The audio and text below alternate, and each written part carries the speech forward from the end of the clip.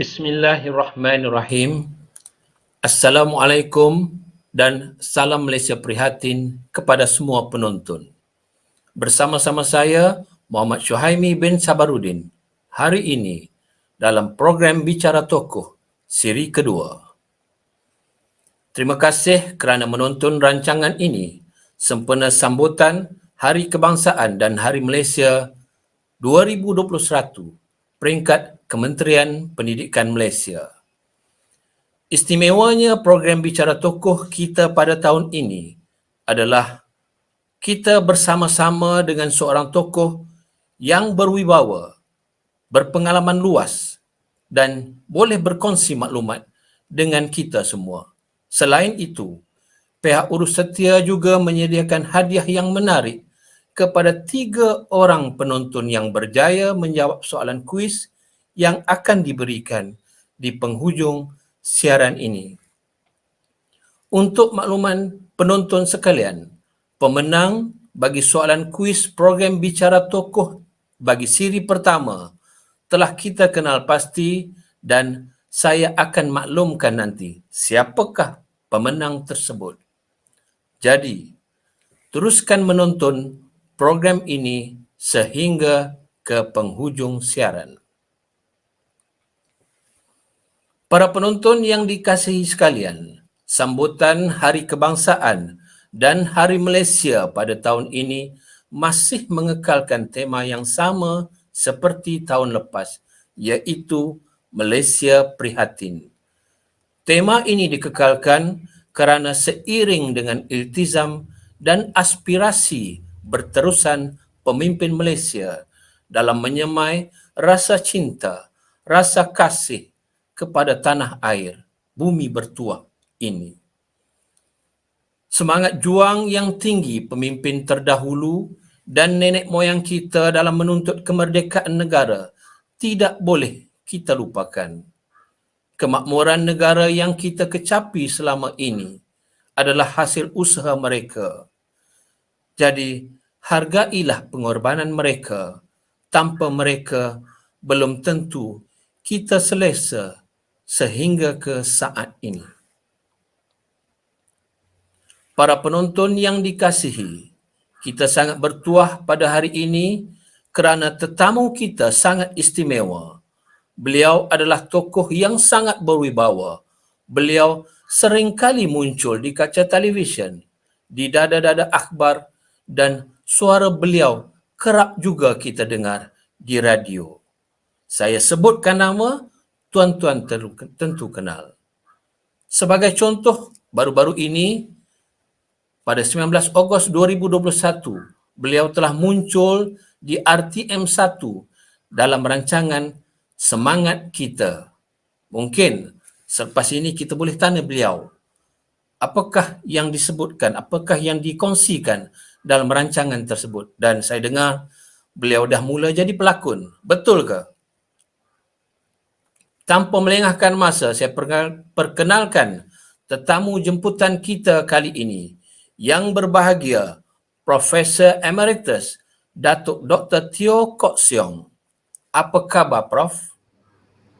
Baik, terima kasih atas penghormatan ini untuk berbicara dalam program Bicara Tokoh siri kedua anjuran Kementerian Pendidikan Malaysia. Terima kasih sekali lagi. Baik, Prof. Untuk makluman semua penonton, Prof. Teo Kok Siong merupakan anak jati Kelantan. Beliau dilahirkan pada 22 Mei 1953. Beliau telah berkhidmat sebagai tutor bagi jawatan yang pertama di Universiti Kebangsaan Malaysia pada 30 Disember 1982. Selepas itu, beliau dilantik sebagai fellow utama pada 1 Ogos 2019. Beliau kini masih bertugas di UKM, iaitu di Institut Kajian Etnik ataupun KITA sebagai fellow utama, dan Institut Alam dan Tamadun Melayu ataupun nama ringkasnya ATMA sebagai fellow utama bersama di jabatan ataupun di fakulti yang sama di UKM. Untuk makluman penonton sekalian, bidang pengkhususan beliau ialah sosiolinguistik dan sosiologi bahasa. Sebelum kita teruskan, bolehkah cerita serba sedikit tentang latar belakang Prof? Silakan Prof. Ya, sebelum saya berkhidmat di UKM pada penghujung tahun 1982, saya seorang guru terlatih lepasan Maktab Perguruan Bahasa Lembah Pantai, dan saya berupa guru kategori C2 ataupun guru lulusan SPM tingkatan 5. Saya menjadi guru di Raub Pahang selama 4 tahun setengah, dan sewaktu saya menjadi guru dengan pengkhususan bahasa Inggeris dan juga sejarah di sekolah menengah rendah. Saya di Raub Pahang, lebih tepat lagi di sekolah menengah jenis kebangsaan Sungai Roan, Raub Pahang, selama 4 tahun setengah. Dan selama 4 tahun setengah itu saya ada hasrat mempertingkatkan diri. Jadi saya mengambil peperiksaan STPM ataupun HSC dalam bahasa Inggeris. Saya mengambilnya sebanyak 3 kali sebagai calon persendirian. Maknanya saya mengajar diri saya sendirilah. Saya anak murid, saya cikgu, dan sudah tentu banyak yang saya tak faham daripada yang faham. Kali pertama saya gagal dalam peperiksaan STPM ataupun versi Inggerisnya HSC, Higher School Certificate. Kali kedua saya mengambilnya, saya lulus, tetapi keputusannya tidak begitu baik. Dan keputusan yang sederhana itu membolehkan saya diberi tempat di USM Pulau Pinang dalam pengajian luar kampus, iaitu pendidikan jarak jauh lah. Dan saya ingin sangat-sangatlah menjadi seorang mahasiswa sepenuh masa, dan apabila saya mengambil STPM untuk kali ketiga tu, dengan ada pengalaman sudah 2 kali, keputusan saya baik sekali lah, sehingga saya ditawarkan belajar di Fakulti Undang-Undang. Jadi saya diberi peluang untuk bertukar profesion daripada seorang guru terlatih menjadi seorang dalam bidang perundangan. Saya tidak menerimanya lah, saya menolaknya kerana tak pernah terfikir lah untuk menjadi peguam dan sebagainya lah. Jadi waktu itu kalau saya menerima tawaran itu, saya akan belajar di Fakulti Undang-Undang di Universiti Melaya itu, dan pada waktu itu ada Sudirman Haji Arsyad, arwah Sudirman Haji Arsyad. Jadi saya menolaknya lah, dan memang saya menyesal lah. Menyesal tak sudah-sudah. Jadi saya berjanji dengan diri saya untuk menembus kembali satu kerugian barangkali. Dan saya belajar bersungguh-sungguh di Fakulti Sastra dan Sains Sosial itu, sehingga saya memperoleh ijazah sarjana muda kepujian kelas pertama. Dan dengan keputusan yang cemerlang itu, saya menceburi bidang akademik. Jadi saya harap cerita saya itu boleh dijadikan motivasi ataupun dorongan kepada anak-anak muda bahawa kalau kita gagal sekali itu, ia tidak bermakna kita gagal selama-lamanya. Jadi saya bermula dari bawah, walaupun saya kini syukur menduduki satu tempat yang agak selesa jugalah, tetapi saya bermula dari bawah, lulusan tingkatan 5. Jadi saya belajar sendiri-sendirilah. Jadi STPM versi Inggeris, HSC, sebanyak 3 kali.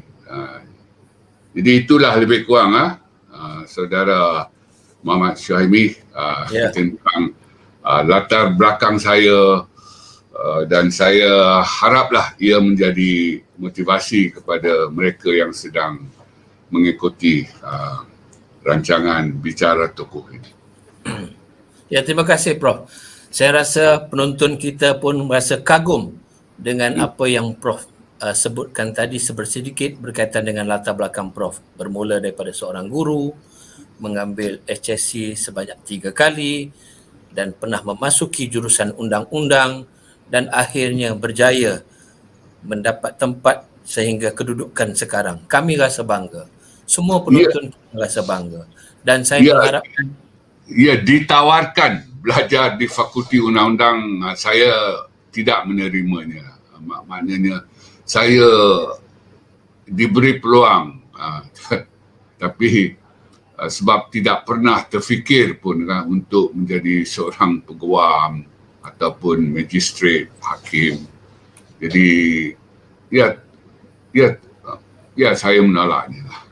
Mungkin itu suratan takdir. Baik, terima kasih Prof.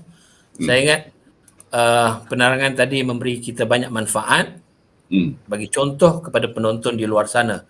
Dan saya mengalu-alukan rakan-rakan dari luar sana yang menonton rancangan ini, yang mana sebahagian besarnya adalah dalam kalangan warga Kementerian Pendidikan sendiri, dan tuan-tuan dan puan-puan boleh juga war-warkan kepada rakan-rakan lain untuk turut sama bersama kita dalam Bicara Tokoh ini. Baiklah, tuan-tuan dan puan-puan, Prof, mungkin di luar sana ada penonton yang masih belum mengenali Prof berkaitan bahasa Melayu. Bolehkah Prof berkongsi dengan kami tentang bidang kepakaran agar dapat diteladani oleh generasi muda masa kini? Silakan Prof.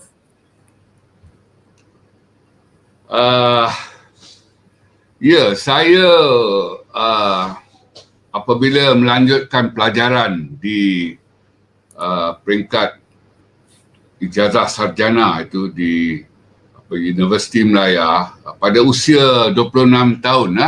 Jadi bukan mahasiswa lagi, mahasiswa tu.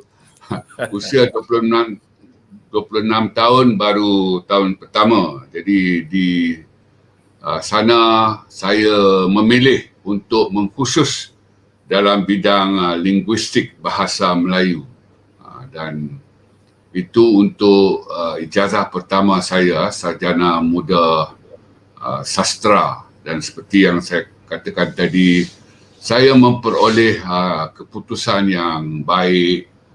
Saya mendapat kepujian kelas pertama, dan dengan itu saya menceburi bidang akademik dengan saya bertukar pekerjaan daripada seorang guru kepada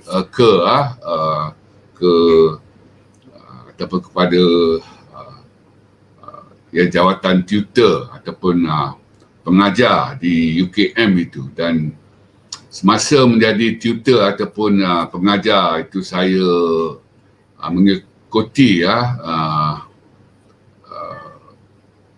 saya melanjutkan pelajaran untuk ijazah kedua, itu sarjana persuratan juga dalam linguistik bahasa Melayu. Itu saya perolehi dalam tahun 1986 dan seterusnya saya bernasib baik diberi beasiswa untuk melanjutkan pelajaran ke luar negara. Jadi saya ke Amerika Syarikat. Saya ke sebuah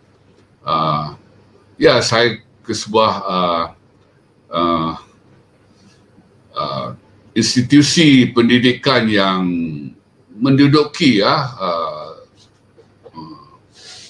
tempat yang 10 tertinggi di dunia. Saya ke University of California at Berkeley. Jadi di sana saya terpaksa belajar sekali lagi peringkat sarjana itu sebab mereka tidak iktiraf sarjana saya dari Malaysia yang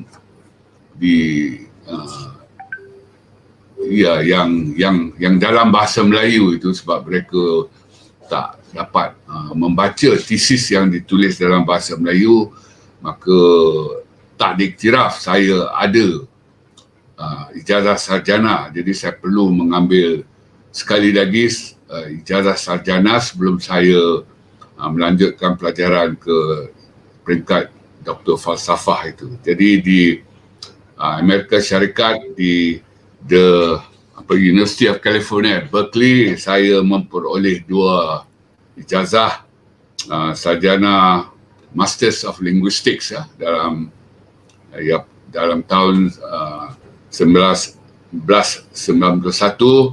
dan PhD Doctor of Philosophy pada tahun 1993.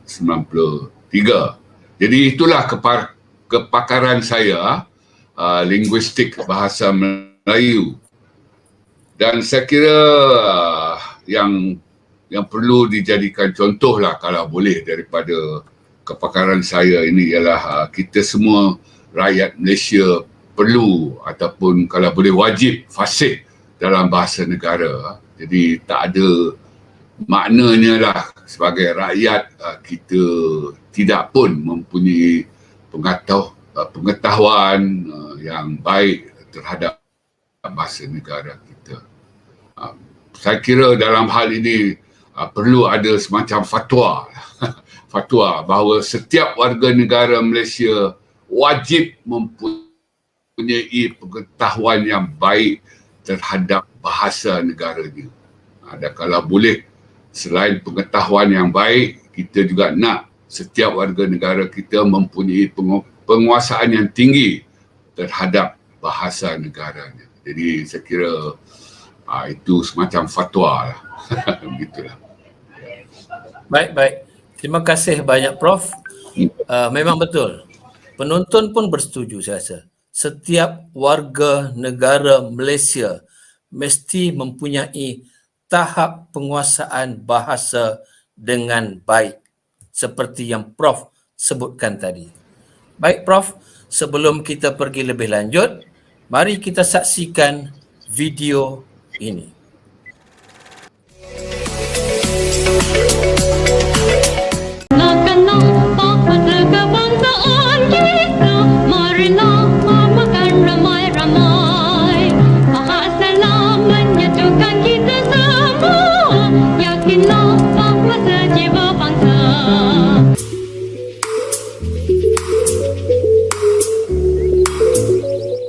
Kami telah merancang pelbagai usaha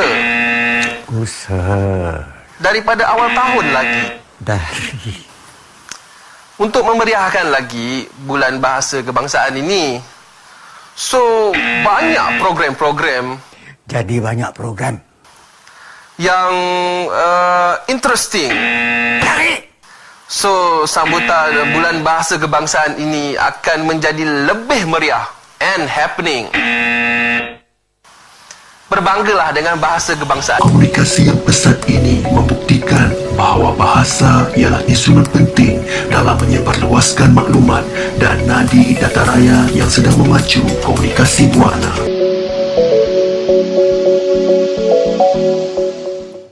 Baik Prof, tadi video selingan yang kita dapat saksikan berkaitan dengan bahasa. Jadi Prof, bersempena dengan semangat Bulan Kebangsaan dan Hari Malaysia tahun 2021, bolehkah Prof ceritakan tentang sejarah bahasa Melayu secara ringkas supaya jati diri dan rasa kecintaan kami dan penonton-penonton yang lain terhadap bahasa Melayu ini semakin tebal. Silakan Prof.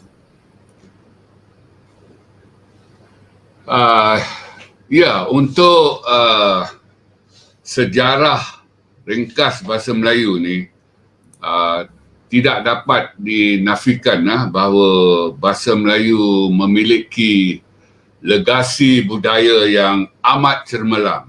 Malah bahasa Melayu pada satu ketika dahulu dalam sejarahnya bahasa Melayu ni berwibawa di mandala dunia. Dan pada zaman awalnya iaitu pada abad ke-16, bahasa Melayu adalah lingua franca. Bukan sahaja di Nusantara iaitu di alam Melayu, malah bahasa Melayu ikut menjadi lingua franca di seluruh Asia Tenggara. Dan selain itu bahasa Melayu adalah bahasa agama bagi agama Hindu, agama Buddha, Kristian selain agama Islam itu. Dan bahasa Melayu adalah bahasa perdagangan yang dituturkan sebagai bahasa utama oleh para pedagang dari seluruh dunia. Dan bahasa Melayu pada abad ke-17 itu adalah bahasa pusuratan. Dan dalam konteks itu bahasa Melayu sebagai bahasa pusuratan ia digunakan untuk menghasil karya-karya agung dalam kesusastraan Melayu lama. Dan bahasa Melayu itu penting dalam berbagai ranah ataupun bidang, sehingga beberapa panduan penggunaan bahasa Melayu dihasilkan oleh orang Eropah sendiri. Itu untuk kegunaan orang asing, khususnya di Eropah. Dan seterusnya bahasa Melayu digunakan oleh penjajah, baik British ataupun Belanda, untuk tujuan perluasan kuasa dan pengaruh mereka sama ada di Indonesia ataupun di Persekutuan Tanah Melayu ni. Dan pada akhir abad ke-17, bahasa Melayu sudah mendominasi lanskap budaya sebahagian besar Asia Tenggara, kalau tidak pun seluruh Asia Tenggara. Dan pada abad ke-19 dan 20, bahasa Melayu adalah alat dan lambang untuk perjuangan kemerdekaan di Indonesia dan juga di Malaya ataupun di Persekutuan Tanah Melayu. Jadi tidak dapat dinafikan bahasa Melayu memang mempunyai legasi budaya yang cermelang. Tetapi itu semua legasi lampau yang penting. Tetapi kalau boleh lebih penting lagi ialah legasi sekarang ini. Jadi saya kira itu penting. Legasi sekarang ini cukup penting dalam kita berusaha memupuk kecintaan, kebanggaan dan kalau boleh kesetiaan terhadap bahasa Melayu itu. Jadi legasi sekarang ini ada bukan tak ada, kalau boleh kita terus bina agar ia mantap dan kita harus jaga legasi ini agar ia tidak hilang. Saya kira itulah lebih kurang sejarah ringkas bahasa Melayu. Dan kini bahasa Melayu adalah bahasa negara negara, di 4 buah negara di dunia. Di Malaysia, bahasa Melayu adalah bahasa kebangsaan dan juga bahasa rasmi. Begitu juga di Indonesia, begitu juga di negara Brunei Darussalam dan juga begitu keadaannya di Republik Singapura. Ya. Terima kasih Prof. Penerangan yang cukup baik dan saya merasakan bahawa legasi sekarang ini seperti yang Prof sebut perlulah terus memelihara, mengekal dan menggunakan bahasa Melayu dengan sebaik mungkin.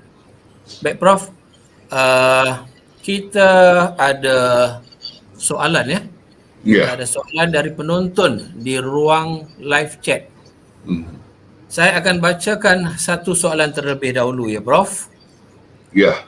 Soalan ini datangnya daripada Cikgu T. Loganadan, anak lelaki Estar Malingam. Oh, dari Kuala Lumpur saja Prof. Baik. Ya. Soalannya berbunyi begini. Bahasa Melayu merupakan antara bahasa yang mempunyai ramai penutur di dunia. Adakah betul begitu? Silakan Prof. Ya, tidak salah tu. Itu betul lah tu. Dalam konteks jumlah penutur sesuatu bahasa tu, bahasa Melayu adalah salah satu daripada sebilangan bahasa dunia yang besar dari segi jumlah penuturnya. Bahasa Melayu mempunyai tidak kurang daripada 300,000 orang penutur, dengan Indonesia mempunyai sekitar 270 juta orang, Malaysia 32 juta, negara Brunei Darussalam mungkin 1 juta, Singapura 6 juta, Thailand negara Thai ya barangkali 1/2 juta gitulah. Jadi dengan jumlah penutur yang tidak kurang daripada 300 juta orang itu, maka bahasa Melayu adalah bahasa yang kelima terbesar di dunia dari segi jumlah penuturnya. Jadi saya kira dari satu segi kita banggalah bahasa Melayu adalah bahasa kelima terbesar di dunia dari segi jumlah penutur. Akan tetapi saya kira kuantiti itu penting juga.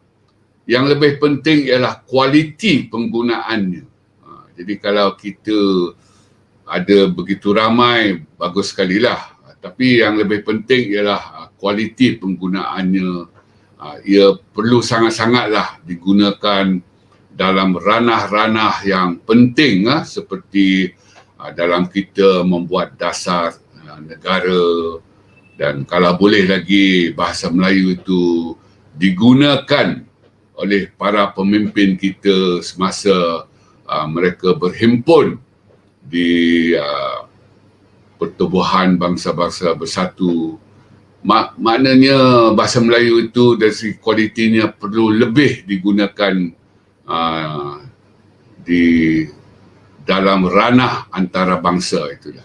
Jadi saya kira jawapan saya kepada soalan daripada Cikgu Loganadan itu ialah lebih kurang begitulah. Ya. Baik. Terima kasih Prof. Kita berharap Cikgu T. Loganadan dari Kuala Lumpur tadi jelas dan berpuas hati dengan jawapan Prof itu tadi. Dan Prof juga telah menekankan bahawa bukan kuantiti yang kita harapkan, tetapi kita juga mengharapkan kualiti setanding dengan apa yang kita mahu penggunaan bahasa Melayu itu. Baik Prof, boleh kita teruskan? Ya. Kita sedia maklum peranan bahasa Melayu sebagai bahasa kebangsaan kita. Bolehkah Prof jelaskan lagi apakah peranan bahasa Melayu sendiri sebenarnya agar dapat kita ketahui ataupun seterusnya dihayati oleh segenap lapisan masyarakat khususnya yang sedang menonton ini. Silakan Prof. Ya, untuk soalan itu saya kira yang penting sekali tentang peranan bahasa Melayu ini ialah ia bahasa negara.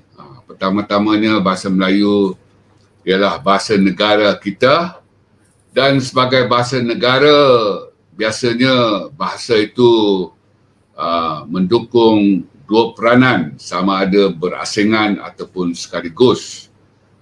Dua peranan itu ialah sebagai bahasa kebangsaan dan juga sebagai bahasa rasmi. Dan di Malaysia ini bahasa Melayu sebagai bahasa negara, ia mendukung dua peranan itu sekaligus, iaitu bahasa Melayu adalah bahasa kebangsaan kita dan bahasa Melayu juga adalah bahasa rasmi di Malaysia ini.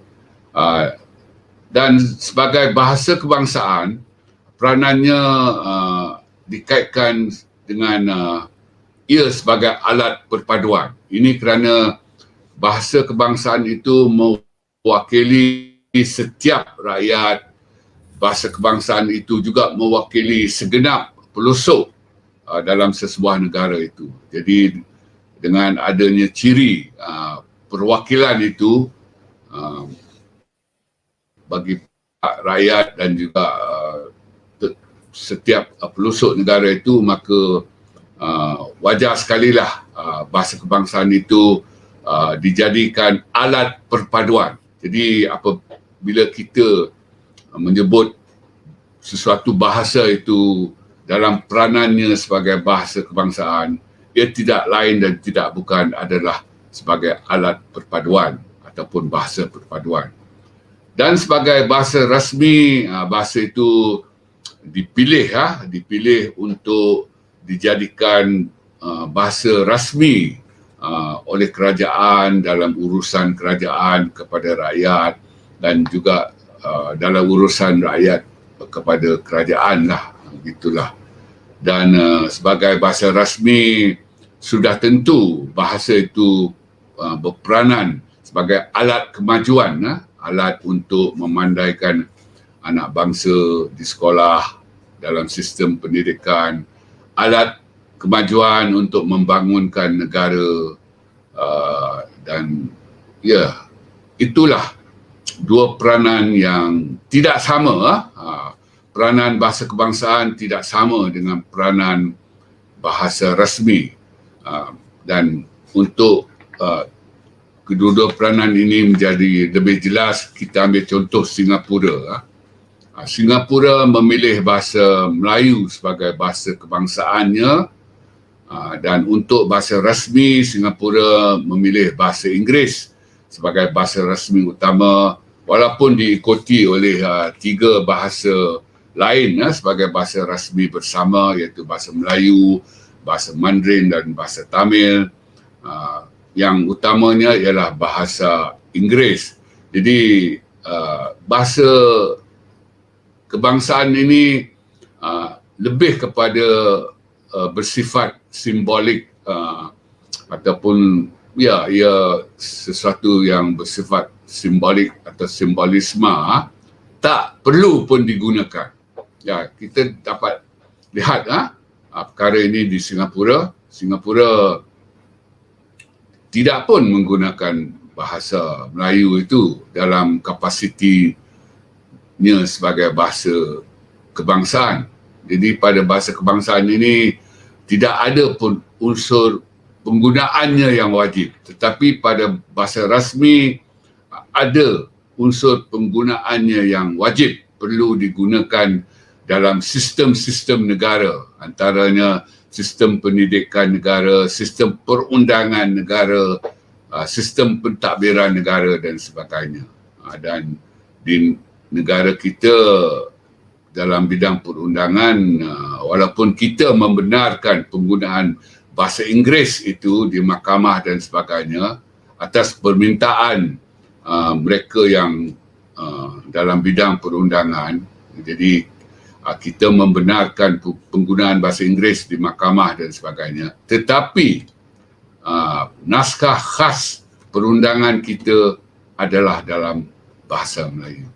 Jadi saya kira harap ya dengan penjelasan itu maka kita jelas dengan peranan bahasa Melayu sebagai bahasa negara mendukung dua fungsi atau peranan sekaligus sebagai bahasa kebangsaan dan bahasa rasmi, dan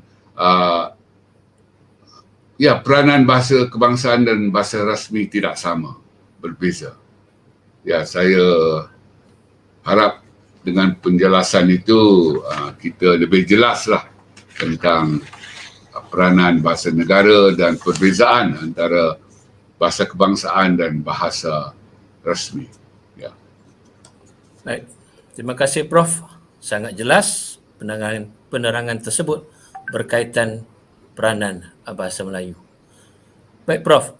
Saya difahamkan Prof telah memberi banyak sumbangan kepada negara kita dalam pelbagai perkara. Prof dijemput, okey.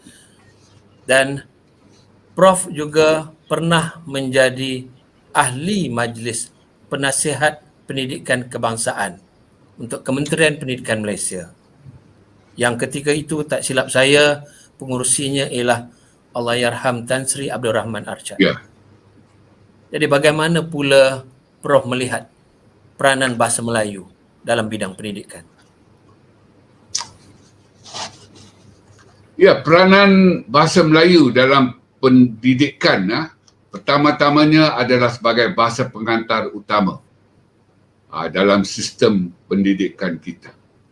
Jadi sebagai bahasa pengantar utama, ini bermakna bahasa Melayu digunakan untuk tujuan pendidikan, pengajaran, pembelajaran dan hal-hal yang seumpamanya. Jadi peranan bahasa Melayu dalam bidang pendidikan seperti yang saya sebutkan tadi, pertama-tamanya adalah sebagai bahasa pengantar utama. Selain itu, dalam bidang pendidikan, bahasa Melayu juga berfungsi ataupun berperanan sebagai bahasa perpaduan. Jadi ini jelas sekali dinyatakan dalam beberapa dokumen pendidikan, khususnya akta pendidikan kita disebut di situ bahasa kebangsaan hendaklah digunakan dalam sistem pendidikan kita untuk tujuan menyatupadukan anak bangsa. Jadi apabila digunakan istilah bahasa kebangsaan itu, nyata sekalilah bahawa bahasa Melayu itu juga berperanan sebagai alat perpaduan untuk menyatupadukan anak bangsa kita semua. Dan selain itu, sudah tentu bahasa Melayu juga dalam peranannya sebagai bahasa rasmi adalah untuk memandaikan anak bangsa, memajukan negara melalui bidang pendidikan ini. Jadi sebagai rumusannya, peranan bahasa Melayu dalam bidang pendidikan pertama-tamanya sebagai bahasa pengantar yang utama, dan kedua ataupun sekaliguslah serentak selari dengan peranan sebagai bahasa utama itu ialah peranannya sebagai bahasa kebangsaan dan juga peranannya sebagai bahasa rasmi, iaitu untuk menyatupadukan kita semua dan untuk memajukan kita semua. Ya. Terima kasih Prof. Sebab itulah pentingnya bahasa Melayu kan Prof. Bahasa Melayu perlu dipelajari, bukan hanya di peringkat sekolah rendah, malah di peringkat sekolah menengah dan juga di peringkat universiti. Ya. Baik Prof, kita ada soalan lagi daripada penonton dan kali ini soalannya datang dari negeri kelahiran Prof sendiri. Baik, soalan ini daripada Cikgu Zainab binti Awang. Saya bacakan soalannya. Bagaimanakah bahasa memainkan peranan penting dalam pembentukan jati diri bagi sesuatu bangsa, terutamanya dalam arus pemodenan masa kini? Silakan Prof. Ya, bagus sekali soalan itu daripada Cikgu Zainab. Saya kira ia penting kita rungkaikan di sinilah dalam arus era globalisasi ini. Ya, bagi saya untuk jati diri ini, pertama-tamanya saya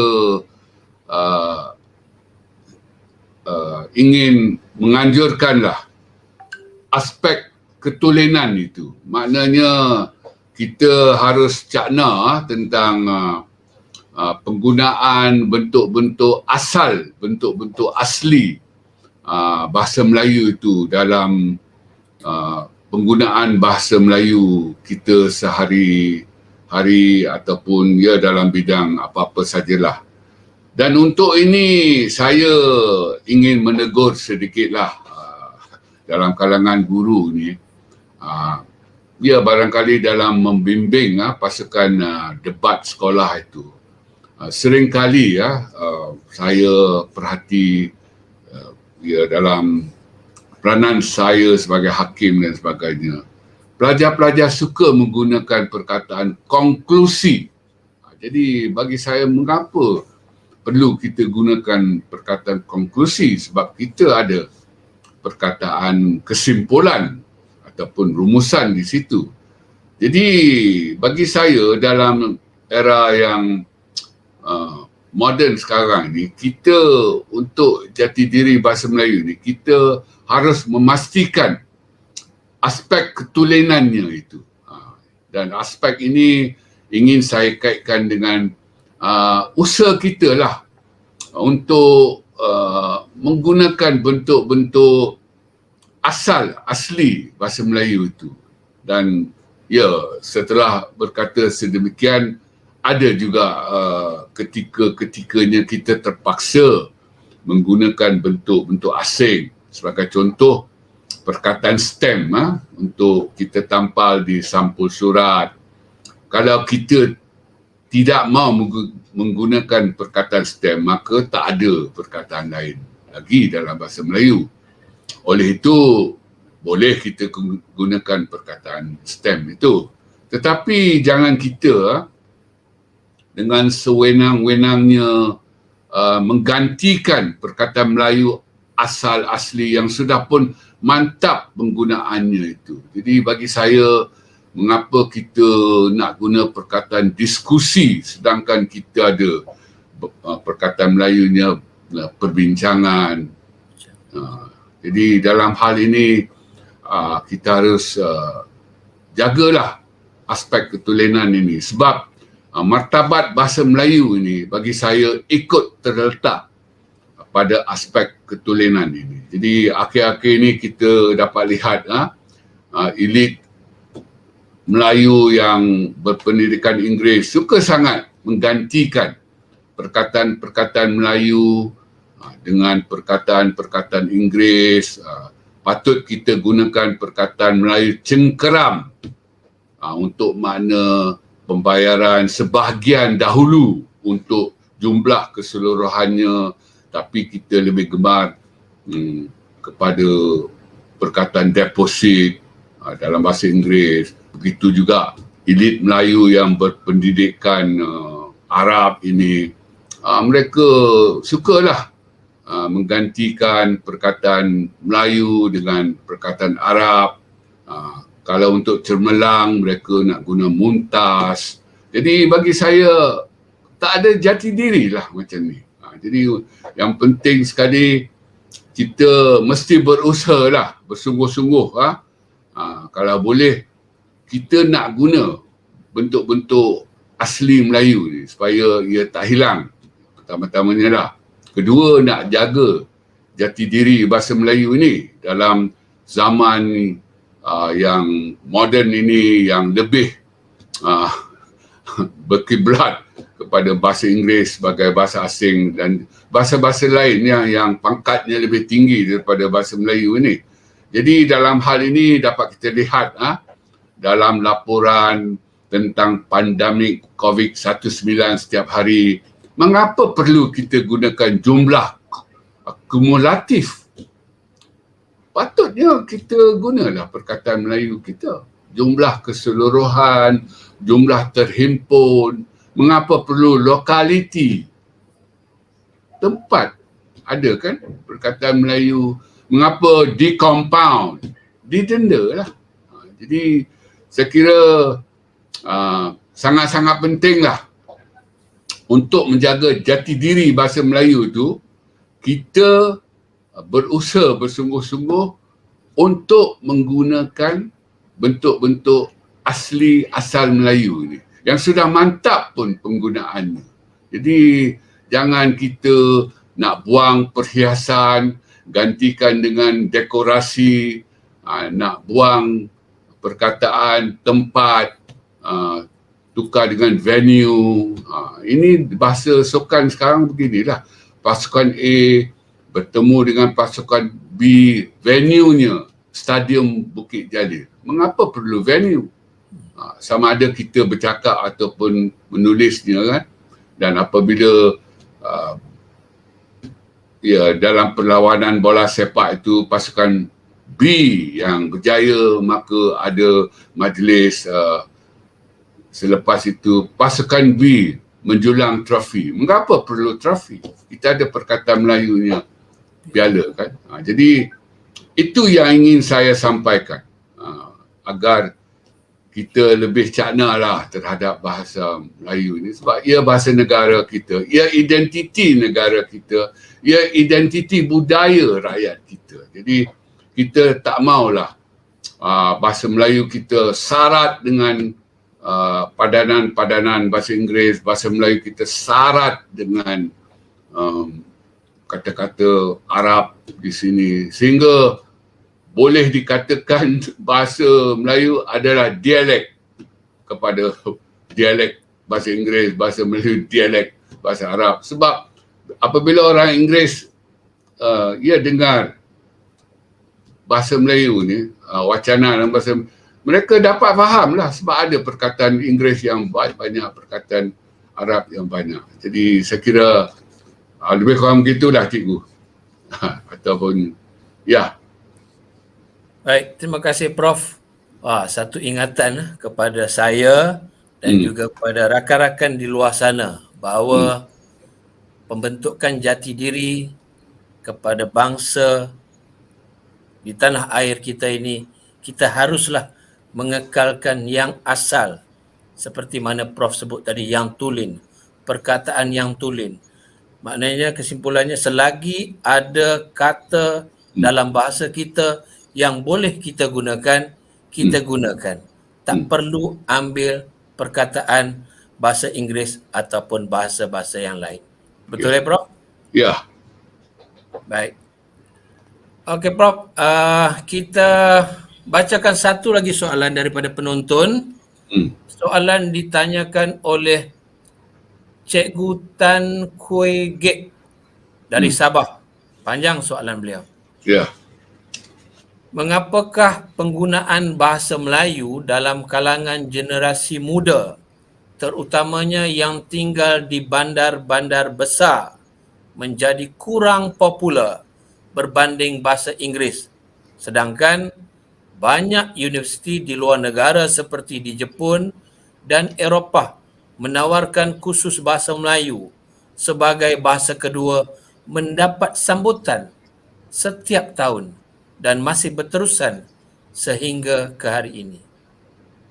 Sila Prof.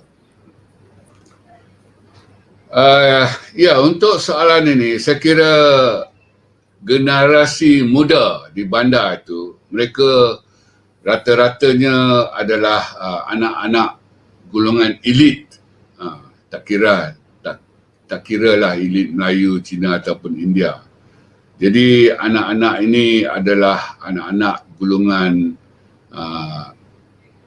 mereka dari kelas atasan, kelas menengah atas. Jadi sudah tentulah mereka ini bertutur dalam bahasa Inggeris di rumah. Malah bahasa Inggeris itu adalah bahasa ibunda mereka. Jadi bagi saya ini lebih kepada persoalan sikap lah. Mereka mempunyai sikap yang tidak begitu positif terhadap bahasa Melayu, walaupun bahasa Melayu itu bahasa negara. Jadi sikap mereka terhadap bahasa Inggeris itu jauh lebih positif jika dibandingkan dengan sikap mereka terhadap bahasa Melayu. Maka mereka lebih gemar menggunakan bahasa Inggeris, malah mereka lebih bangga, mereka lebih sayang. Kalau nak dikatakan ada perbandingan, malah mereka lebih setia kepada bahasa Inggeris daripada setia kepada bahasa Melayu. Jadi saya kira ini sikap yang tidak baiklah, yang perlu kita ubah, dan kalau boleh kita ubahlah sikap ini. Dan dalam kita mau ubah sikap begini, saya kira kita perlu ubah sikap belajar bahasa Melayu itulah. Jangan bahasa Melayu itu dipelajari atas dasar instrumental, iaitu ia dipelajari kerana ia syarat, ia satu syarat wajib untuk lulus seluruh peperiksaan SPM itu, ia syarat penting dan sebagainya. Jadi apabila bahasa Melayu itu dipelajari sedemikian rupa, maka sikapnya adalah tidak begitu positif lah. Sebaliknya bahasa Melayu itu hendaklah diajar, dipelajari dan digunakan atas dasar integratif. Maknanya atas dasar untuk menjadi sebahagian daripada komuniti bahasa Melayu dan untuk berfungsi dengan baik dalam komuniti bahasa Melayu. Jadi saya kira kalau sikap itu dapat diubah, keadaannya menjadi lebih baiklah. Dan bercakap tentang sambutan bahasa Melayu di luar negara, tidak dapat dinafikanlah. Nilai keantarabangsaan bahasa Melayu itu tinggi. Ia dipelajari di seluruh dunia sebagai bahasa asing. Sebagai bahasa asing. Bukan sebagai bahasa kedua lah, sebagai bahasa asing. Di lebih daripada 100 buah institusi pengajian tinggi di merata tempat di dunia lah. Saya kira yang belum ada sangatlah ialah di benua Afrika dan juga di Amerika Selatan dan Amerika Tengah itulah. Jarang kita dengar peserta-peserta dari Brazil, dari Afrika Selatan, dari Ghana dan sebagainya yang mengambil bahagian dalam pertandingan pidato setiap tahun yang kita adakan itulah. Jadi nilai keantarabangsaan bahasa Melayu itu memang tinggi. Ingatlah, bahasa Melayu belum menjadi bahasa antarabangsa, tetapi nilai keantarabangsaannya cukup tinggi, dipelajari di merata tempat di dunia lah sebagai bahasa asing. Jadi kita harus banggalah. Dan untuk itu saya kira kita harus perlihatkan kebanggaan kita, kesayangan kita dan kesetiaan kita kepada bahasa Melayu itu. Sebab bahasa Melayu ini bahasa negara kita. Dan malah tingkah laku kita terhadap bahasa Melayu ini diperhatikan oleh orang luar negara. Antaranya para pelancong yang datang untuk sekejap saja pun dapat memerhatikan bahawa kita di Malaysia ni lebih suka bercakap dalam bahasa Inggeris walaupun bahasa Inggeris kita itu tidak begitu baik, dan mereka juga mendapati rakyat Malaysia yang dari sektor Cina ni didapati tak boleh pun berbahasa Melayu dengan baik, tak mau berbahasa Melayu. Jadi semua ini diperhatikan oleh dunia luar, dan ini amat tidak baik untuk image ataupun untuk citra negara kita. Jadi ya, kita kalau boleh, macam saya katakan tadi, guna perkataan Melayu. Kita tak nak guna perkataan image, kita gantikan dengan citra. Jadi citra kita di luar negara tak begitu baiklah, kerana diperhatikan kita tak bangga, kita tak sayang. Sudah tentu kita tak setia kepada bahasa negara kita, dengan kita lebih banyak menggunakan bahasa Inggeris dan bahasa Cina dan sebagainya. Saya kira itu itu reaksi saya lah. Baik. Terima kasih Prof.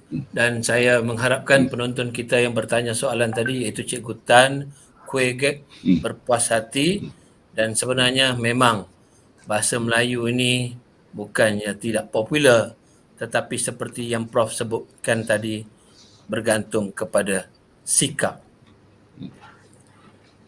Baik Prof, saban tahun kita melihat bahasa Melayu mengalami perubahan. Adakah kemungkinan satu hari nanti bahasa Melayu akan hilang daripada dipertuturkan oleh warganya sendiri? Silakan Prof. Ya, untuk soalan itu saya kira ini persoalan kepupusan. Jadi saya kira bahasa Melayu tak akan pupus dalam bentuk hilang selama-lamanya di muka bumi ini. Ia tak akan pupus dalam bentuk sedemikian seperti yang berlaku kepada bahasa-bahasa kelompok minoriti dalam kalangan penduduk asal lah di mana-mana di dunia ini. Dan ya, bagi saya bahasa Melayu boleh pupus dalam bentuk ia beralih daripada menjadi bahasa besar, ia menjadi bahasa kecil. Jadi ini sudah pun berlaku di negara ini, iaitu berlakunya peranjakan bahasa. Ini bermakna peranan-peranan penting yang ada pada bahasa Melayu pada satu ketika dahulu kini diambil alih satu persatu secara perlahan-lahan ataupun secara mendadak oleh bahasa yang lebih berpangkat daripada bahasa Melayu. Dan ini tidak baik untuk bahasa Melayu. Maknanya daripada sebuah bahasa besar berperanan dalam bidang-bidang penting, kini ia menjadi bahasa kecil.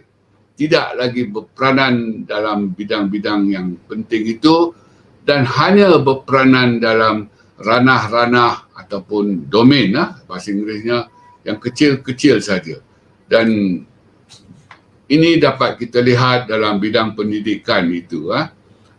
Untuk pendidikan sains dan matematik ataupun pendidikan sains dan teknologi itu, kita adakan anjakan di situ, peralihan di situ pada satu ketika dahulu dalam bentuk PPSMI, iaitu bahasa Inggeris mengambil alih peranan itu daripada bahasa Melayu. Dan ini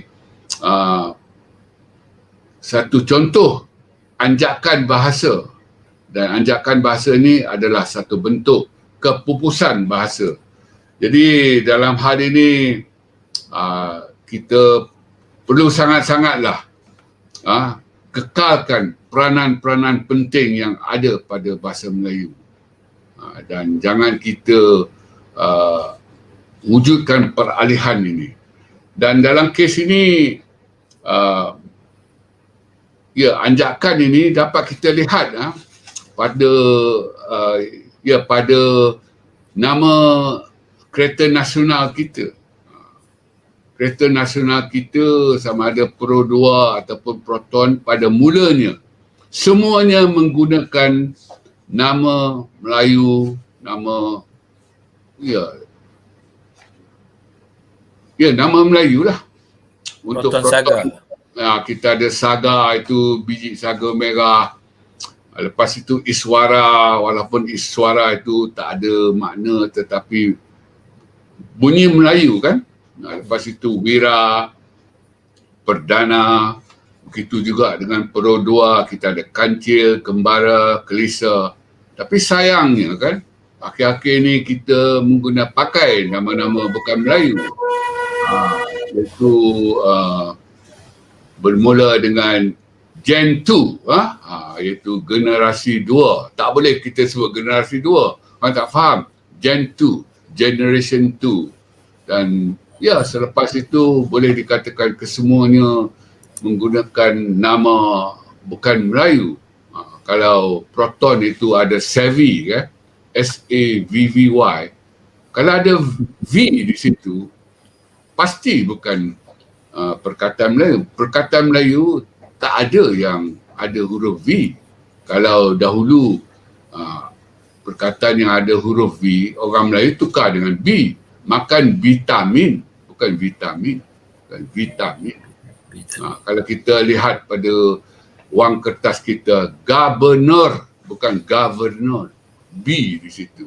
Jadi V ni memang bukan huruf dan bunyi dalam bahasa Melayu lah. Jadi saya kira kita perlu lakukan sesuatu lah supaya anjakan ini tidak terus berlaku. Kita pertahankan peranan yang dimainkan oleh bahasa Melayu itu mesti peranan yang penting-penting. Jangan peranan yang remeh-remeh gitu.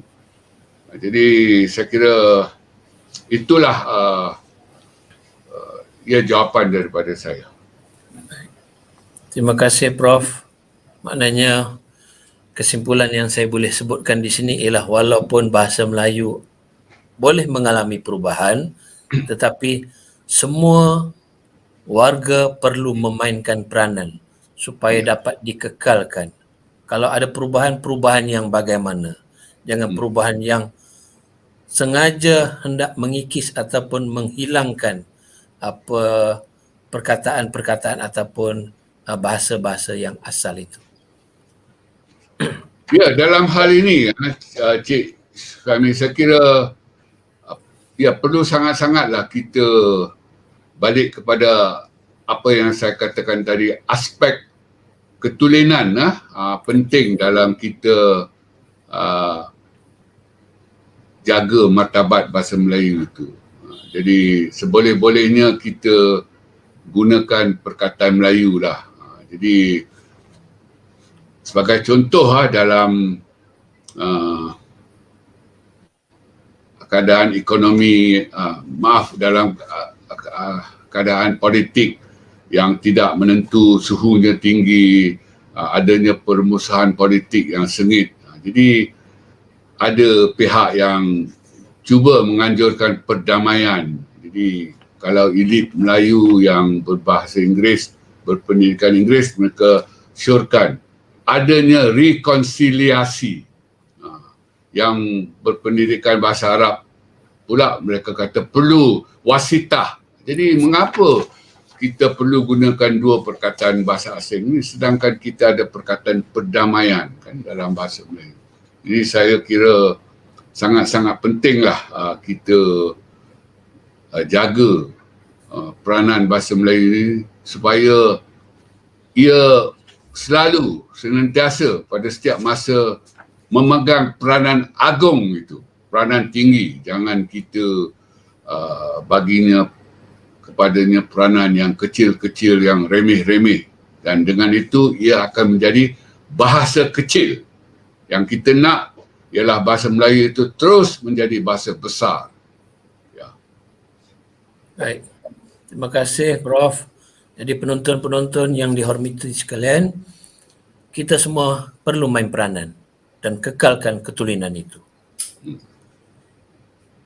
Kita ada satu lagi soalan, Prof. Ya. Dan soalan ini saya bacakan daripada Cikgu Muhammad Ifzul bin Romli dari Perlis.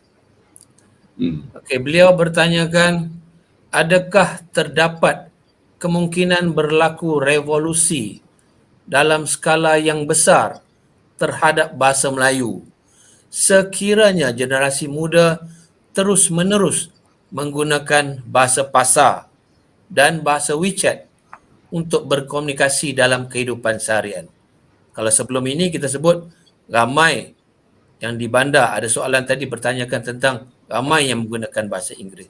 Tapi kali ini bagaimana sekiranya ramai anak-anak muda menggunakan bahasa pasar dan bahasa WeChat untuk berkomunikasi dalam kehidupan seharian mereka.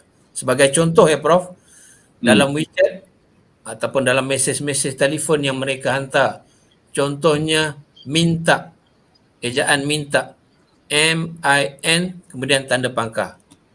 Ataupun lagi satu, boleh saya dapatkan nombor anda.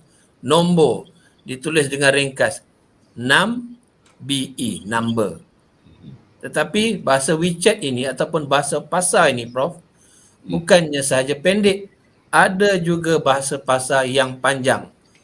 Contohnya sekarang, skang, S-K-U-N-K, ataupun ejaan tanya, T-H-A-N-Y-E-W. Jadi berbalik kepada soalan itu, bagaimana Prof? Ya, untuk soalan itu barangkali penggunaan istilah bahasa pasar di situ kurang tepat saya kira. Kerana apabila kita gunakan istilah bahasa pasar itu, ia merujuk kepada bahasa Melayu yang jelek sifatnya, yang dituturkan oleh orang-orang bukan Melayu, yang tidak fasih berbahasa Melayu. Iaitu saya Ipoh Mali punya, saya mau titung, saya nak tidur dah tu. Jadi saya rasa di sini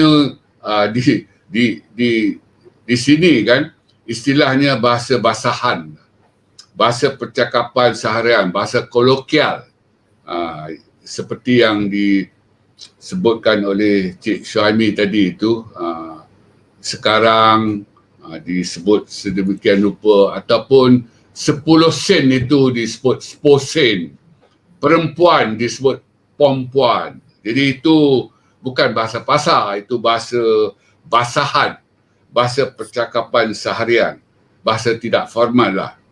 Ya, berbalik kepada soalan yang ditanya, revolusi dalam skala besar, iaitu perubahan dalam skala besar. Bagi saya, ya dan tidaklah.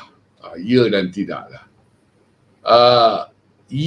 Kalau ya dan tidak ini semuanya bergantung kepada satu perkara, iaitu lingkungan penggunaan.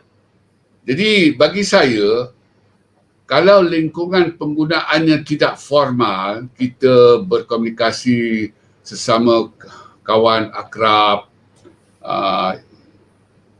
bagi saya boleh saja kita menggunakan bahasa yang kononnya jelek-jelek ini kan, dengan ejaan yang diringkaskan, dengan bentuk yang tak difahami oleh ramai orang. Maknanya lingkungan penggunaan tak formal itu kita pastikan ia digunakan dalam komunikasi tidak formal. Maknanya kalau begini kita tahu kan pembahagiannya. Dan untuk yang formal ini sudah tentu kita perlu menggunakan bahasa yang berperaturan, eja dengan penuh, sebut dengan penuh dan sebagainya.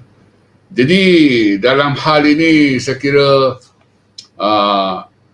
ia boleh berubah menjadi lebih buruk lagi kalau kita tidak tahu batasnya, iaitu semasa kita menjawab soalan peperiksaan, semasa kita menulis karangan dalam mata pelajaran bahasa Melayu itu, kita menggunakan bentuk bahasa tidak formal ini. Ini tak boleh lah.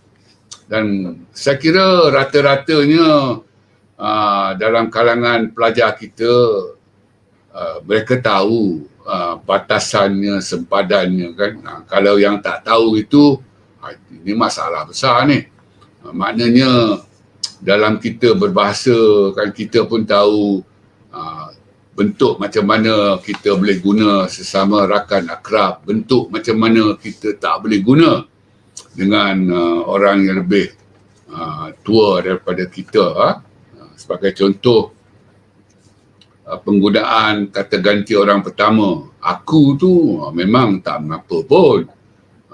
Sesama yang akrab, dalam keadaan tidak formal, ataupun dalam ranah keagamaan, aku, engkau dengan Tuhan gitu. Tetapi dalam ranah formal, mana boleh kita gunakan aku kan. Jadi kalau ada pengetahuan sedemikian untuk membezakan ranah formal dengan ranah tidak formal, saya kira bahasa Melayu selamat. Tak ada pun kita perlu risaulah tentang revolusi dalam skala besar ini. Jadi bagi saya, penggunaan bahasa tak formal ataupun bahasa WeChat dan sebagainya tu, ya boleh diteruskan, sebab itu hak linguistik kita kan. Kita pun kadang-kadang mau juga berseronok dengan bahasa bergurau senda. Jadi saya kira dari satu segi, bahasa dalam media sosial ini memperlihatkan kekreatifan anak-anak muda kita ni. Maknanya saya pernah lihat, untuk mengungkapkan makna puteri itu, mereka tulis PU3. Jadi PU tu disebut pu, 3 tu disebut tree dalam bahasa Inggeris. Maka PU3 itu merujuk pada puteri lawan puteri-putera itulah. Jadi dari satu segi amat kreatif lah. Bagus sekali. Nak bergurau senda, nak berseronok-seronok dengan bahasa. Saya kira tak mengapa. Asalkan kita tahu lingkungan penggunaannya. Tak formal, dalam bidang ranah tak formal. Penggunaan dalam ranah formal, kita wajib menggunakan bahasa yang berperaturan. Berperaturan dari segi ejaannya, tata bahasanya dan segala macam yang lain. Baik. Saya kira lebih kurang itulah jawapan saya. Baik, terima kasih Prof. Saya rasa Cikgu Muhammad Ifzul tadi jelas. Berkemungkinan Cikgu Muhammad Ifzul ini bimbang penggunaan bahasa-bahasa sedemikian sedikit-sedikit mungkin akan jadi skala besar dan mungkin boleh mempengaruhi murid-murid yang diajar. Tetapi seperti mana yang Prof sebutkan tadi, dia tahu pengguna di mana. Kalau di sekolah, mestilah digunakan dengan bahasa yang betul. Tengok tempat. Ya, Prof? Ya. Baik. Okay. Terima kasih, Prof. Baik. Sebelum kita mengakhiri program bicara tokoh kita pada hari ini, Prof, bolehkah Prof ceritakan tentang sumbangan Prof yang sangat banyak kepada negara kita dalam bidang bahasa dan rangkuman tentang bual bicara kita pada hari ini secara keseluruhannya. Mungkin rakan saya boleh tayangkan slide berkaitan dengan sumbangan Prof di negara kita dan juga rangkuman kepada perbincangan kita pada hari ini. Silakan, Prof. Ya, saya kira sumbangan saya tak banyaklah, sedikit sahaja. Saya kira tak banyak, sedikit sahajalah. dan saya kira sumbangan saya akhir-akhir ini adalah sebagai linguis nasionalis lah. Maknanya saya sudah lama berhenti daripada menjadi profesor akademik. Maknanya saya dalam menekuni bahasa Melayu itu saya tidak lagi berteori, bercakap tentang tata bahasa, hal-hal akademik lah. Saya lebih banyak bercakap tentang bahasa Melayu dalam konteks kenegaraan. Seperti yang saya sebutkan tadi, ada keperluan yang sangat-sangat tentang penggunaan bahasa Melayu dalam bentuk asalnya, bentuk aslinya, agar martabat itu ikut menyerlahkan ketulinan bahasa Melayu. Jadi inilah sifat linguistik yang saya bawa akhir-akhir ini. Jadi saya ingin menggelarkan diri saya sebagai linguis nasionalis, bukan linguis akademik seperti yang dilakukan oleh rakan-rakan lainlah. Saya bermula dengan sebagai linguis akademik. Saya mengajar hal-hal akademik lah tentang bahasa Melayu, mengguna pakai teori tertentu, berbicara tentang bentuk-bentuk bahasa Melayu dari segi sebutannya, tata bahasanya dan hal-hal ilmiah sebegitu. Dan kini saya juga bercakap secara ilmiah dalam bidang linguistik nasionalis, bukan lagi linguistik akademik. Jadi mungkin kerana itu dilihat sumbangan saya besar dan banyak. Saya kira tak banyak dan tak besar lah, sedikit saja. Dan sebagai rangkuman tentang bual bicara kita ini, saya kira apa yang saya bicarakan tadi kesemuanya boleh dirangkumkan dalam nasionalisme linguistik bahasa Melayu. Maknanya saya cuba menganjurkan semangat bangga, semangat sayang dan semangat setia kepada bahasa Melayu.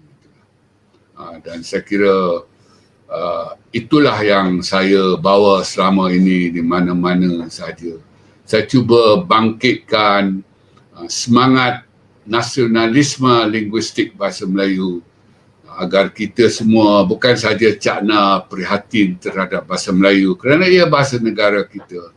Kalau boleh saya ingin timbulkan kesedaran dan lepas itu keinsafan agar kita lebih cakna dan prihatin dan banggalah kalau boleh bangga, sayang dan setia seperti yang berlaku di Indonesia itulah.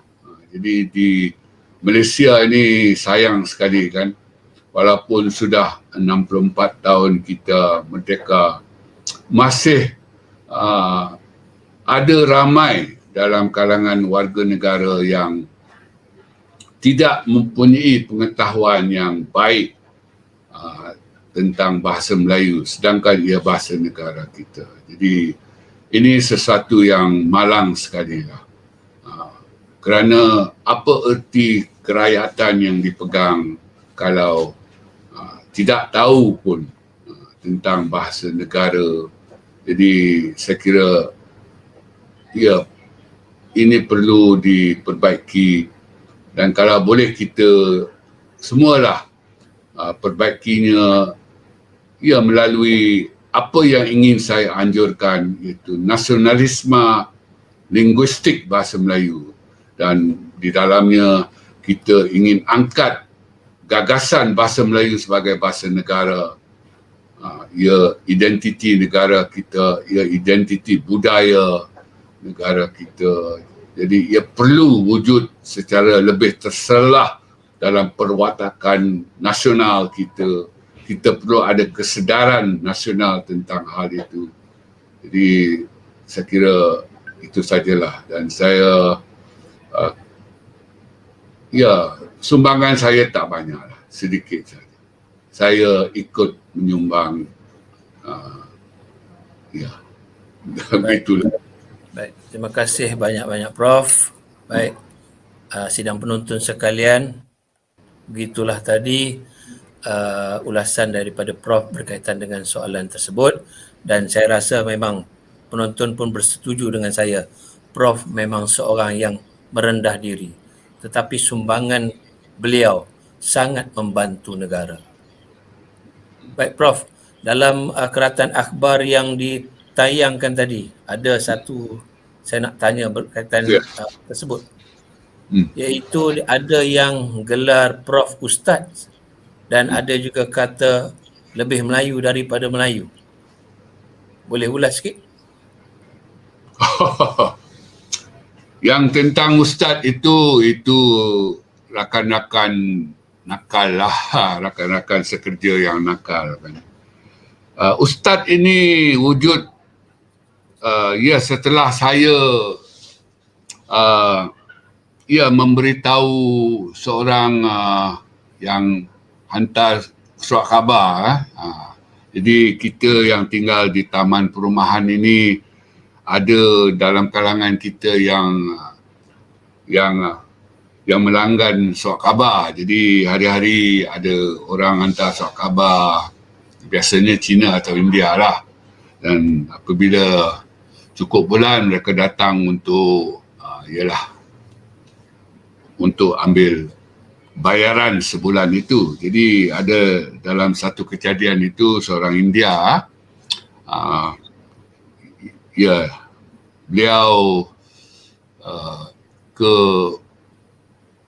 beliau ke rumah orang Melayu lah. Jadi waktu tu sudah 7:30 malam. Jadi biasalah kan, naik motor, bunyikan horn motor, tak buka pintu juga, bunyikan loceng rumah pun tak buka pintu, tendang pintu pagar pun tak buka pintu. Jadi saya keluarlah, tanya apa hal. Kata, ini setiap bulan pun ini macam mau angkat wang mana susah. Yang saya cakap ini bahasa-bahasa lah ni. Setiap bulan mana susah mau angkat wang. Jadi saya pun katalah, sekarang pukul berapa? Tambi, kata 7:30 malam. 7:30 malam ini maghrib. Awak mesti tahu ini maghrib. Apa itu maghrib? Tanya saya. Dia kata maghrib adalah waktu orang Melayu dikendaki oleh agama mereka, tinggal di dalam rumah, tak boleh keluar, tutup pintu, tutup tingkap semua. Jadi awak datanglah sebelum maghrib. Jadi dia kata, awak ustaz ke? Tak adalah, sikit-sikit lah kata. Yang tu orang panggil saya ustaz. Jadi yang Melayu daripada Melayu ni pun gelaran. Mana saya cakna lah tentang hal ini. Bukan apa, saya mengkhusus dalam bidang bahasa Melayu. Jadi saya tahu banyak perkara tentang bahasa Melayu, yang baiknya, yang tidak baiknya. Jadi saya bagi tahulah. Jadi ada orang Melayu yang tak tahu tentang banyak hal tentang bahasa Melayu. Maklumlah mereka tak belajarnya secara ilmiah kan, seperti saya. Jadi kerana itu dikatakan saya Melayu lebih daripada Melayu. Saya orang Malaysia lah. Orang Malaysia. Jadi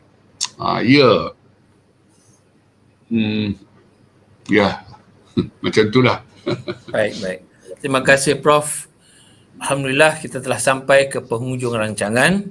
Tapi seperti yang saya janji di awal tadi, saya akan bacakan nama pemenang bagi program Bicara Tokoh Siri 1 yang menjawab dengan cepat dan tepat. Pemenang bagi program Bicara Tokoh Siri 1 adalah seperti berikut.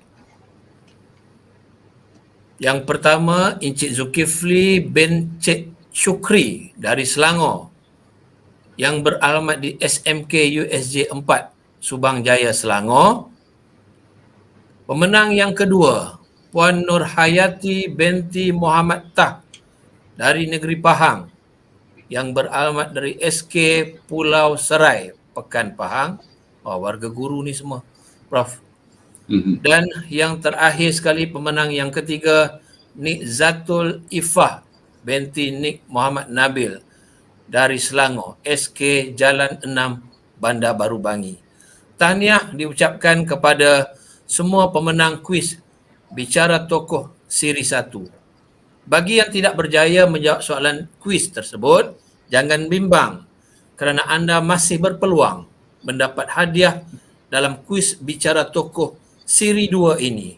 Dan ada lagi, kuis Bicara Tokoh slot Wira Tidak Didendang yang akan menampilkan guru-guru adiwira pada 14 September 2021. Baik sidang penonton, untuk soalan kuis seterusnya, kita akan berikan sebentar lagi melalui live chat kita. Jadi tunggu sehingga tamat siaran ini.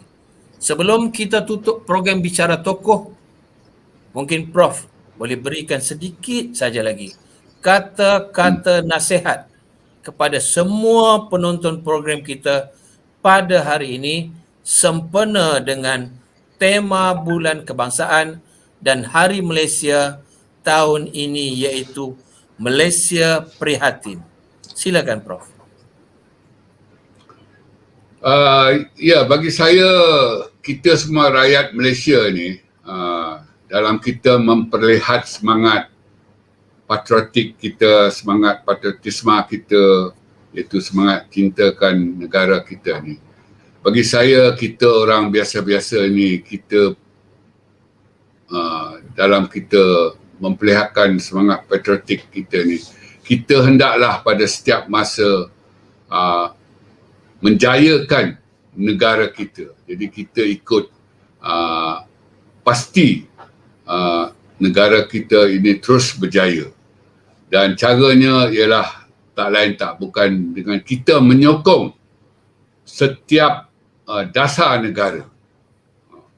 Dan pada masa ini saya kira tidak ada dasar negara yang lebih penting daripada dasar kesihatan negara, iaitu tentang kita cuba memerangi pandemik COVID-19 ini. Jadi dalam hal ini sudah tentu kita perlu mematuhi SOP yang diadakan itu. Jadi saya kira itulah cara kita cintakan negara kita, iaitu kita ikut menjayakan negara kita dengan kita menyokong dasar-dasar negara yang dasar-dasar negara kita lah. Saya kira itu sajalah. Terima kasih Prof. Demikian tadi perkongsian dari program Bicara Tokoh bersama-sama yang berbahagia Profesor Emeritus Datuk Dr. Teo Kok Siong, yang cukup bermanfaat dan memberi inspirasi serta motivasi kepada kita agar terus cemerlang dan komited dalam melaksanakan apa yang kita perjuangkan. Perjuangan tidak semestinya di medan perang. Perjuangan masa kini penuh mencabar. Perjuangan datang dalam pelbagai bentuk dan rupa. Jadi, pikullah tanggungjawab, peganglah amanah, sematkan dalam jiwa dan teruslah berkhidmat demi agama, bangsa dan tanah air tercinta. Seperti yang saya janjikan di awal siaran tadi, pihak Urustia akan kongsikan pautan soalan kuis melalui live chat sebentar lagi. Mohon semua penonton bersedia dan pemenang kuis akan ditentukan berdasarkan ketepatan jawapan dan juga kepantasan anda menjawab soalan tersebut. Semua pemenang akan dihubungi melalui email dan talian telefon. Jadi, pastikan email dan nombor telefon yang dimasukkan adalah tepat. Saya berharap semua sudah sedia. Baik, pada bila-bila masa sahaja dari sekarang, soalan akan dikemukakan di dalam live chat.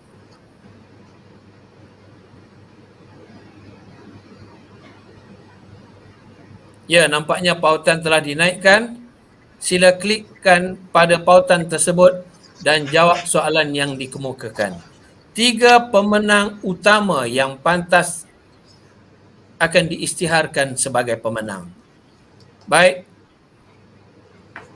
kita telah sampai ke penghujung siaran. Sekali lagi, terima kasih diucapkan kepada yang berbahagia Profesor Emeritus Datuk Dr. Teo Kok Siong yang telah memberi banyak maklumat dan berkongsi pandangan serta pengalaman bersama-sama kami. Terima kasih juga kepada pengurusan tertinggi KPM, pengarah-pengarah bahagian KPM yang terlibat secara langsung dan tidak langsung serta rakan-rakan pihak Urustia yang bertungkus lumus menjayakan program Bicara Tokoh Siri 2. Tak lupa jutaan terima kasih kepada semua penonton yang menonton rancangan ini sehingga penghujung siaran. Jangan lupa janji temu kita pada 14 September 2021. Nak tahu siapa? Nantikan hebahannya. Putih bersih si bunga melati sama putih si bunga pekan. Terima kasih seikhlas hati. Silap salah harap dimaafkan. Sekian sahaja daripada saya, Muhammad Syuhaimi bin Sabaruddin. Sehingga kita bersua lagi dalam siri yang akan datang. Assalamualaikum dan salam Malaysia Prihatin.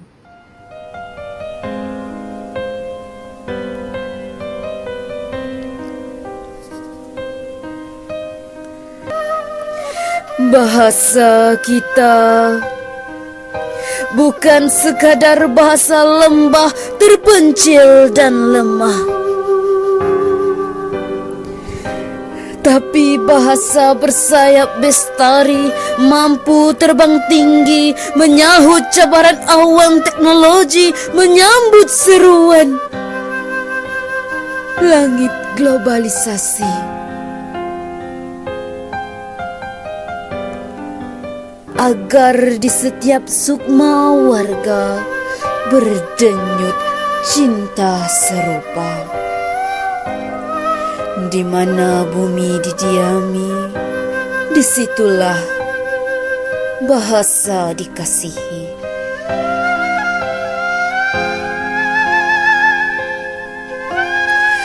Bahasa kita urat dan darah perjuangan bangsa. Jangan sesekali berani mengaku sebagai anak anda yang setia. Jika bahasa segan mengalir di bibir, jika bahasa tiada mesra di jiwa.